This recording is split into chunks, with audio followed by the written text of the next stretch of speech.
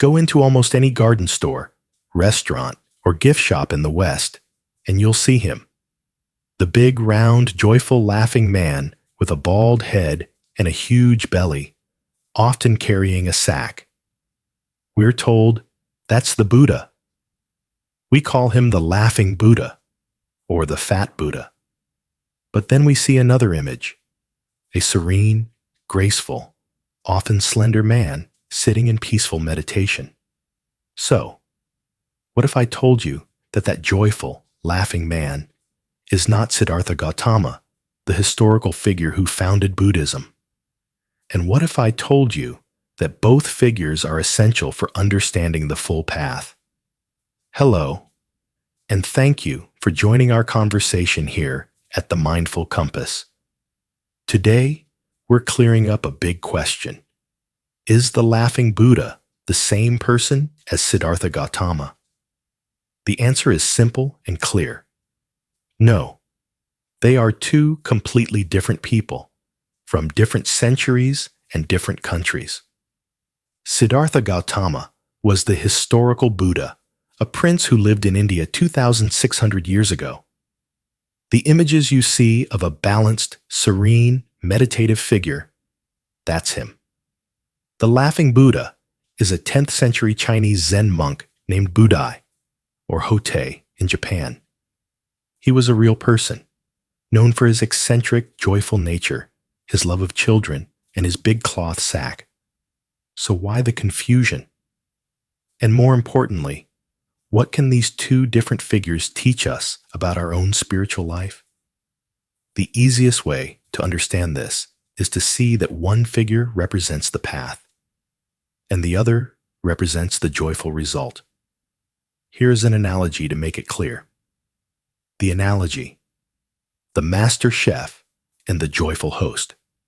Siddhartha Gautama is the master chef. He is the one who, through immense disciplined effort, discovered the recipe. He spent years in the kitchen of his mind, trying every failed ingredient, extreme asceticism, self-denial, until he finally discovered the perfect, balanced recipe for ending suffering, the Eightfold Path. He is the brilliant, focused, and serene discoverer of the feast. Budai, the laughing Buddha, is the joyful host. He is not the one who invented the recipe. He is the one who embodies the joy of the feast. He has eaten the meal, and his big belly represents not gluttony, but a profound, deep, spiritual abundance. He is so full of joy, contentment, and generosity that he walks around giving gifts from his sack, laughing and showing everyone what the result of the feast looks like. Siddhartha is the path to awakening. Budai is the fruition of awakening, the joy, generosity, and contentment. So why does this matter to you? Because in our own lives, we need both the chef and the host. The chef, Siddhartha, represents the discipline of our practice. This is the hard work, sitting in meditation, being mindful in a difficult conversation, practicing patience. It's the focused, clear, kitchen work. The host, Budai, represents the joy of our practice. This is the result, the moment of genuine, unselfish generosity, the belly laugh with a friend, the simple, deep contentment of being alive. Our culture often gets stuck in chef mode. All discipline, no joy. Or we just want to be the host. All joy, no discipline. The full path teaches us that the chef's discipline is what leads to the host's joy.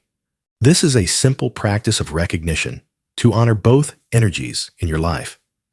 I call this the chef and the host check-in. 1. Sometime today, just pause for 60 seconds. 2. First, ask yourself, what moment today requires my chef? This is your moment of discipline. I will be the chef by listening patiently to my colleague, or I will be the chef by sitting for 5 minutes, even if I'm restless. Third, ask yourself, What moment today can I be the host? This is your moment of joy and generosity. I will be the host by really enjoying my cup of tea. Or I will be the host by giving a genuine compliment just to share joy. You are honoring both the path and the fruit. So no, the laughing Buddha is not the historical Buddha. Siddhartha Gautama is the master chef, the serene founder who gave us the profound recipe for freedom.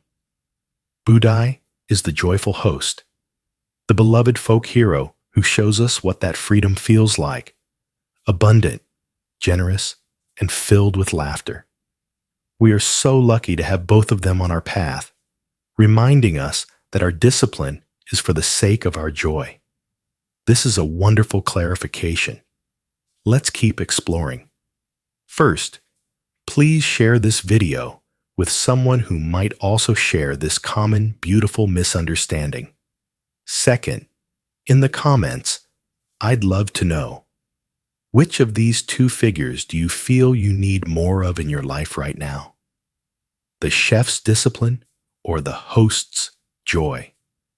And third, if you find this path of inquiry valuable and wish to continue these conversations, I warmly invite you to subscribe and follow our channel. Thank you for joining this conversation. May you be well. May you be peaceful. And may you find both the focus of the chef and the deep, abiding joy of the host.